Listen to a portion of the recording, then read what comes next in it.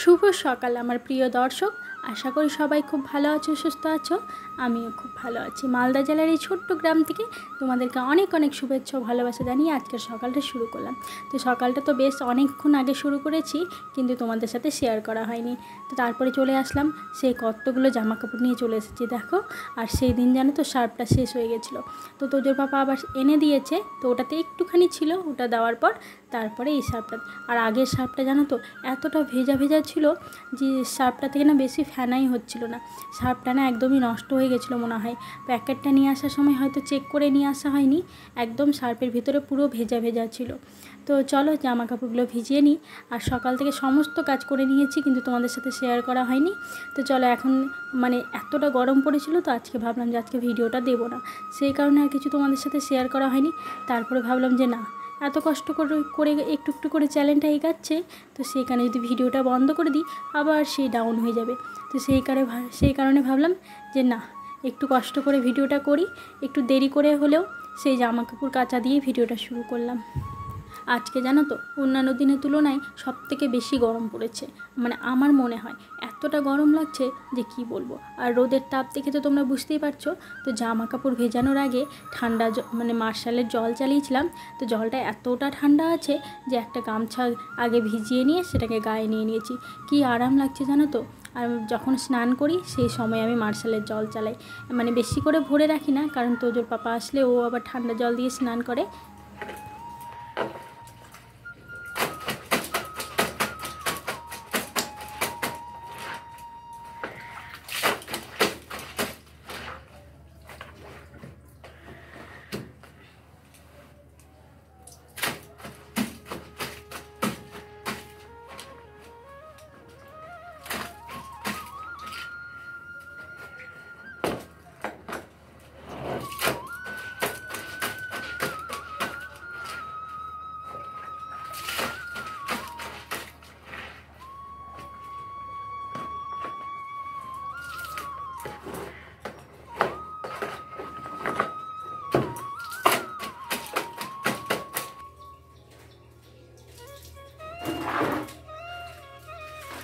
এইদিকে দেখো অতগুলো জামা কাপড় কেচে আর যেন দম বসছে না। তো ওই সাদা বালতি দেখতে পাচ্ছ, ওই বালতি পুরো ভরে জামা কাপড় আছে।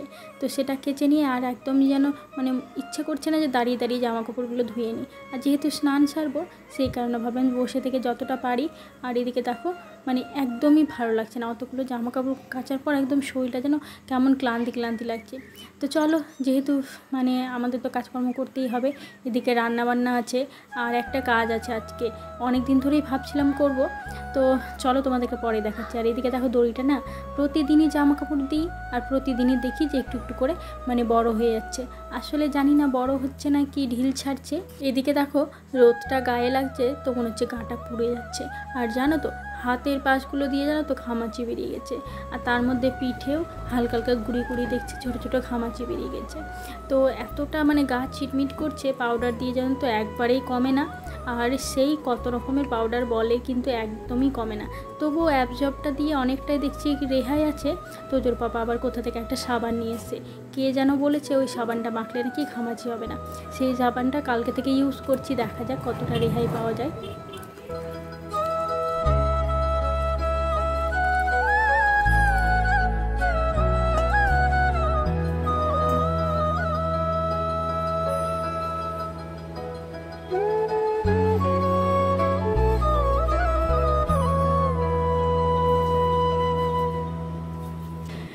তো বন্ধুরা পুজো দিয়ে চলে আসলাম। আর দেখতেই পাচ্ছ কি অত্যাধিক গরম পড়েছে, বাইরে কি রোদ। আর এদিকে দেখো বেশ অনেক দিন হয়ে গেছে একটা ব্লাউজ পিস আমাদের এখানে একটা দিদি দিয়ে গেছে। দিদিও হলো আবার ননদ, তো দিদি বলি। আর একদিক দিয়ে জানো তো আবার মামি শাশুড়ি হয়।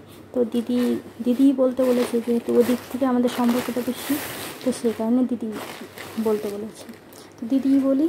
তো দিদির ব্লাউজ পিসটা অনেক দিন হয়ে গেল দিয়ে গেছে, কিন্তু আমার একটুকু সময় হচ্ছে না, আজকে এটা করতেই হবে, বেশ অনেক দিন হয়ে গেছে। আর এগুলো কালকে যেহেতু তোমাদেরকে বললাম বৌদি এসেছিলো, বৌদি এসে এই ব্লাউজ পিসগুলো আমাকে দিয়ে গেছে, সাথে লাইনিংগুলোও কিনে দিয়ে গেছে। আমি বলেইছিলাম যে লাইনিং দিয়ে গেলে আমি বানিয়ে দেবো, তো দিয়ে গেছে। ওইগুলো রেখে রেখে করব, কারণ বৌদির অত তাড়া নেই। এটা আজকে কেটে আজকে তৈরি করব কতটা পারি, না হলে এর পরের দিন পুরোটা কমপ্লিট করে দিয়ে দিতে হবে।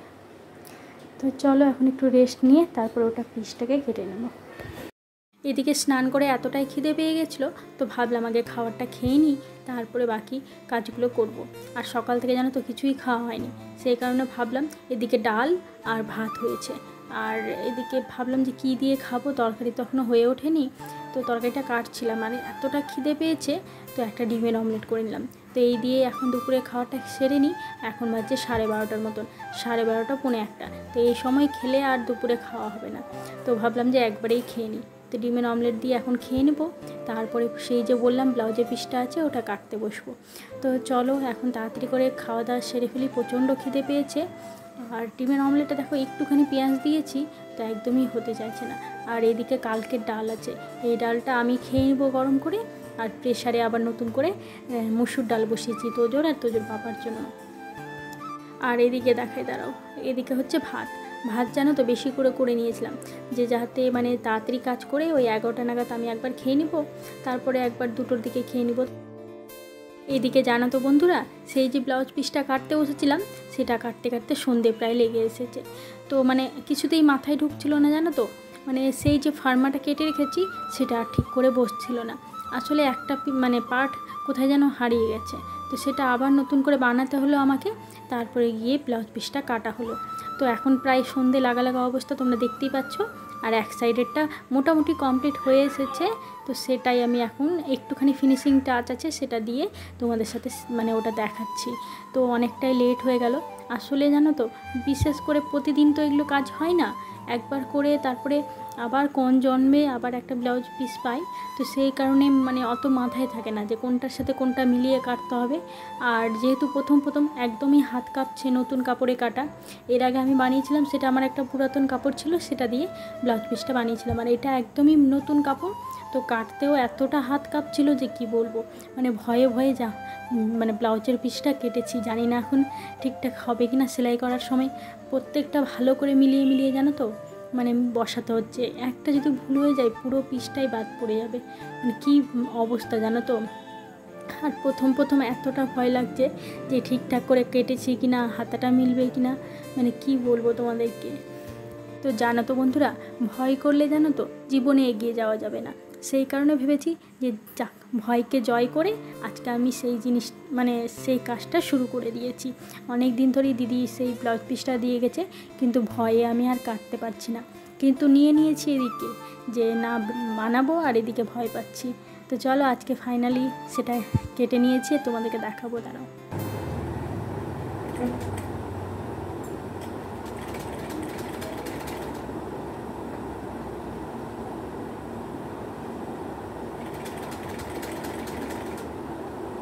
তো এই দেখো বন্ধুরা, এক পাটটা রেডি হয়ে গেছে, দেখতে পাচ্ছ, এক সাইডেরটা রেডি হলো, আর এক সাইডেরটা এখন রেডি হবে না মনে হয়। দেখো সন্ধে পড়ে গেছে, সন্ধেবাতি জ্বালবো, বাইরের লাইটটা দিতে হবে। তো এক সাইডেরটা হলো, আর এক সাইডেরটা সন্ধেবাতি জেলে তারপরে বসবো। প্রচণ্ড গরম লাগছে। তো চলো দেখি কত দূর আজকে করতে পারি।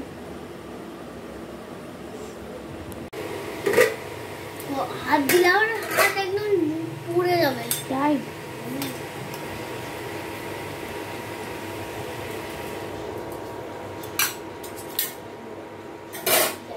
এইদিকে দেখো বন্ধুরা, সন্ধ্যের চা করতে যেয়ে দেখি যে গ্যাস ফুরিয়ে গেছে, আর তোজোর পাপা এদিকে মাংস নিয়ে চলে এসেছে, আজকে বিরিয়ানি খাবে। তো একদিকে বলল যে থাক মাংসটা রান্না করতে হবে না, ফ্রিজে রেখে দাও, কালকে গ্যাসটা মানে আরেকটা সিলিন্ডার রাখা থাকে সেটা সেট করে দেবো। ও আবার একটু গ্যাস সিলিন্ডার মানে সেট করতে ভয় পায়, তো আমি আবার পারি, কিন্তু আমাকে আবার দিল না, বললো যে দিনের বেলা সেট করে দেবো, রাত্রেবেলা একটু ভয় পাচ্ছে। তো এদিকে আমি বললাম যে থাক, তুমি যখন বিরিয়ানি খাওয়া বলেছো, তো এই জিনিসটা নিয়েছি কি করতে, এটা কবে কাজে দিবে, তো দেখি এটাতে কেমন রান্না হয় আজকে। তো সেই জন্যে তোজোর পাপাকে বললাম যে আজকে আমি এটাতে রান্না করবো। মামা হলো আমার খুব জোরে খিদা পেয়েছে, হলো কি রান্না চলছে, এটা কি হচ্ছে বলো তো? চিকেন দারুণ হচ্ছে না কালারটা? আজকে নতুন জিনিসে রান্না করছি না বাবা? হ্যাঁ নতুন জিনিসে রান্না করছো। ওইটা খারাপ হয়ে যাচ্ছে। খারাপ হয়নি, গ্যাস শেষ হয়ে গেছে, ওই জন্যই এটাতে রান্না করতে হচ্ছে। নিচে কালারটা দেখো কি সুন্দর কালার।